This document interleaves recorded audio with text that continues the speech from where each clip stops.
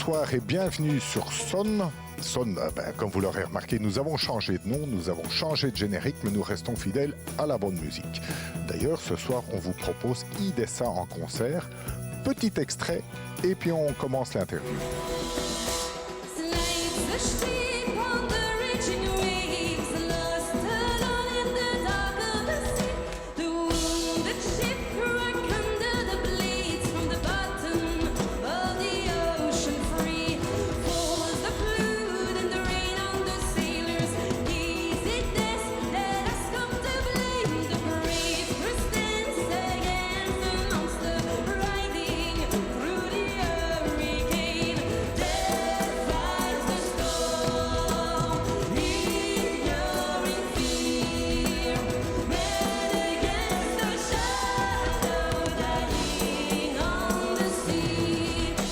Eh bien, j'ai à mes côtés Luna, la chanteuse d'IDESA. Luna, bonsoir. Bonsoir. Ça me fait plaisir de t'avoir à mes côtés. Eh bien, pareillement.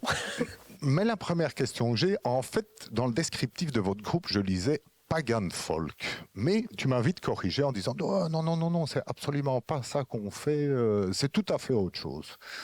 Quelle est la différence, en fait, entre le pagan folk et ce que vous faites maintenant?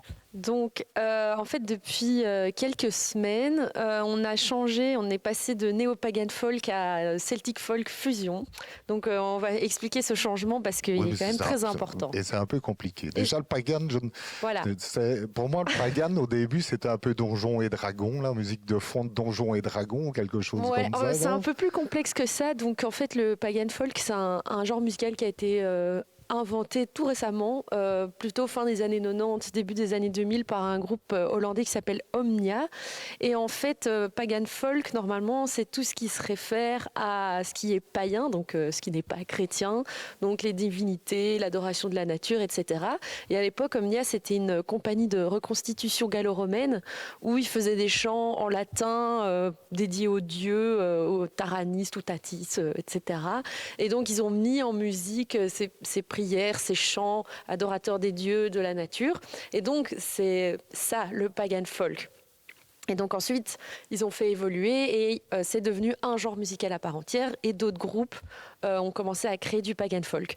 Nous, quand on a créé IDESA, on a commencé à composer Triskelion qui parle du triskel, qui parle de la nature, des éléments. Donc c'est des trucs très païens. Et donc on s'est dit naturellement, nous, ce qu'on fait, c'est du pagan folk. Et en fait, on a très vite fait complètement autre chose. Pas au niveau stylistique de la musique, mais au niveau des paroles, on a vite basculé sur des sujets très terre-à-terre, comme par exemple parler des émotions, des choses qui nous touchent, des choses que vivent les gens au quotidien. Et donc, en fait, on était complètement loin de ces choses païennes, nature, Dieu, etc. Et en fait, on s'est rendu compte, on était très mal à l'aise en se disant, mais en fait, on ne fait pas du pagan. Et on s'en est vite rendu compte, mais on n'a pas changé.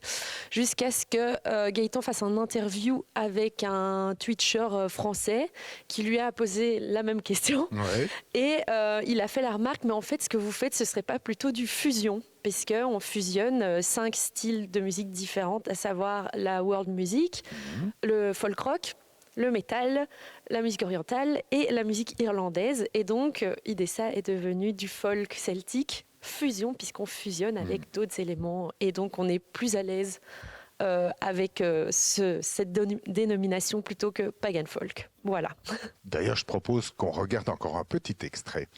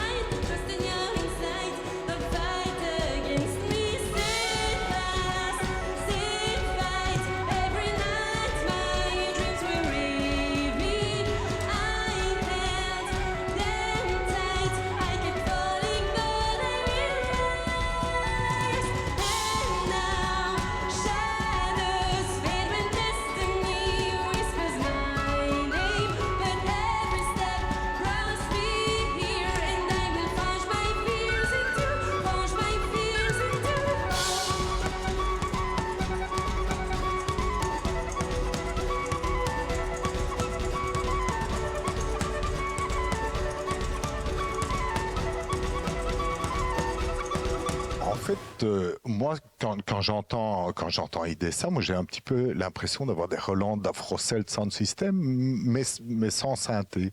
C'est un peu vos influences aussi, ça? Alors moi, c'est un groupe que je connais. Je pense pas que les garçons connaissent ce groupe parce que c'est quand même un groupe pour les connaisseurs. Mais effectivement, on a de la chance d'être un groupe multiculturel. Il faut savoir qu'on a tous des origines très différentes. Gaëtan, il est brésilien, Jafar est algérien, moi je suis d'origine congolaise. Arthur et Maxime sont plus européens, mais ils ont aussi des origines. Et en fait, on trouve que c'est chouette d'amener toutes des ambiances du monde, des rythmes avec le djembé. Oui, parce qu'en plus, dans les instruments, vous avez de la cornemuse, du djembé, On a des instruments qui, de base, ne vont pas ensemble. Par exemple, du djembé avec de la harpe celtique, c'est vrai que c'est pas commun. Sauf dans Afro-Celt Sound System, qui mélange la musique celtique, musique africaine. Mais du coup, c'est ça qui fait aussi le son d'IDESA, c'est ces mélanges d'instruments qui normalement ne jouent pas ensemble. Mais c'est des instruments, ce mélange d'instruments, on peut l'entendre déjà depuis la world music des années 90, notamment avec Lorena McKennitt, qui est une grande source d'inspiration, plus que Afro-Celt Sound System, je dirais. Comme un peu plus connu aussi. Ouais, Lorena McKennitt, ça c'est vraiment le son que j'aime bien, moi. Comme influence pour IDESA, donc c'est plus cette référence-là. Mais Afro-Celt Sound System est une très bonne référence aussi. Voilà. On va pas dire du mal d'eux, parce qu'il y a une Fally Kouyaté qui habite ici, dans les environs, donc on va pas se le mettre à dos tout de suite. D'ailleurs, je le salue. Mais je me dis, le choix des instruments aussi était voulu, parce que il y a une batterie, bon ça c'est tout classique, mais au lieu de guitare, vous utilisez des bouzouki irlandais. Des bouzouki irlandais en plus. Voilà. Je connaissais le bouzouki grec, mais quelle est la différence entre le grec et l'irlandais en fait? Alors le bouzouki irlandais, c'est un instrument qui s'inspire du bouzouki grec, mais qui est beaucoup plus tardif. Donc c'est vraiment un instrument qu'on pense historique parce qu'il a une forme un peu de luth avec une jolie rosace. Mais en fait, c'est un instrument qui date des années 60, qui a été créé à l'époque du folk revival dans les années 60-70 en Irlande. Et c'est devenu un instrument très présent à la musique traditionnelle. Mais aujourd'hui, on le joue aussi beaucoup dans la musique médiévale, ce qui fait que les gens sont persuadés que le bouzouki est un instrument historique médiéval, alors qu'en fait, c'est un instrument tout à fait moderne, mais qui a des sonorités un peu ancestrales. Et donc, voilà. On va parler d'un autre instrument, mais d'abord, on va encore regarder un petit extrait.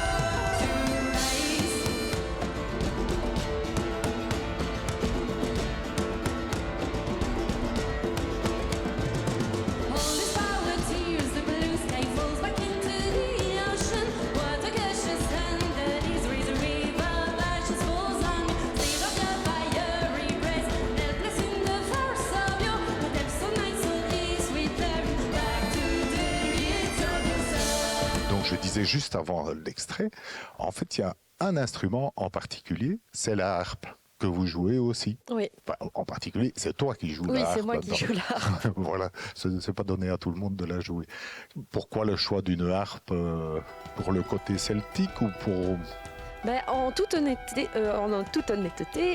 quand Gaëtan m'a demandé de rejoindre le groupe, moi je voulais juste être chanteuse parce que je faisais déjà de la harpe avec Ostara et que ça me demande beaucoup de boulot de faire de la harpe. Et puis être chanteuse, jouer de la harpe en même temps, c'est vraiment quelque chose qui n'est pas évident. Donc pour ce projet-là, j'ai dit moi je veux juste être chanteuse. Et c'est Gaëtan qui a fait mais non, mais t'es harpiste. Allez, vas-y. Il faut amener cet instrument et... Il a raison, mais du coup l'instrument est presque anecdotique dans IDESA parce que je ne le joue pas beaucoup, étant donné que je ne peux pas être au micro et à la harpe en même temps. Tu joues sur 2 ou 3 morceaux, je fais des intros, des fois quelques moments instrumentaux. Mais c'est vrai que c'est pas l'instrument qui est le plus présent. Là, on compose le deuxième album, donc on va essayer de l'amener quand même plus. Mais il faut savoir que chaque fois que je joue de la harpe, je ne peux pas chanter. Donc c'est des choix stratégiques qu'on doit faire. C'est un peu difficile. Mais voilà, ça aurait été dommage de se passer de cet instrument. Effectivement. Voilà. Pour les chansons, en fait, c'est des compos propres, Oui. on est bien d'accord. Qui est-ce qui fait les compos ou bien comment ça se passe chez vous? Il y en a un qui a une idée, les autres suivent ou vous faites parce qu'en plus vous avez une méthode de travail un peu particulière puisque toi tu habites ici. L'autre chanteur habite à Lille. Oui, il habite à Cambrai. Ou à Cambrai, donc en fait, on a un musicien qui vient de Lille, on a 2 musiciens qui viennent de Cambrai, et puis Arthur et moi, on vit ici. Donc voilà. C'est pas mal. Comment est-ce qu'on fait pour réunir tout le monde là, donc on se réunit pas souvent, mais quand on se réunit, on est très proactif. On fait des journées entières, 2 jours entiers, et on compose assez rapidement, et surtout on travaille à distance. Donc Gaëtan, ce qu'il dit souvent, c'est que lui, il fournit le pétrole et que moi j'en fais de l'essence. C'est toi qui distille. C'est moi qui distille. En gros, Gaëtan, il va proposer la base harmonique et des fois des mélodies assez accrocheuses. Et il nous envoie des enregistrements comme ça, assez simples. Et moi, par derrière, je retravaille tout sur un logiciel. Pour composer tout ce qui est mélodie des voix. Des fois, je change des accords qu'il a mis, parce qu'avec le bouzouki, on a une capacité harmonique qui est un peu réduite. Donc, moi, je recompose avec mon piano pour essayer de fournir un peu plus.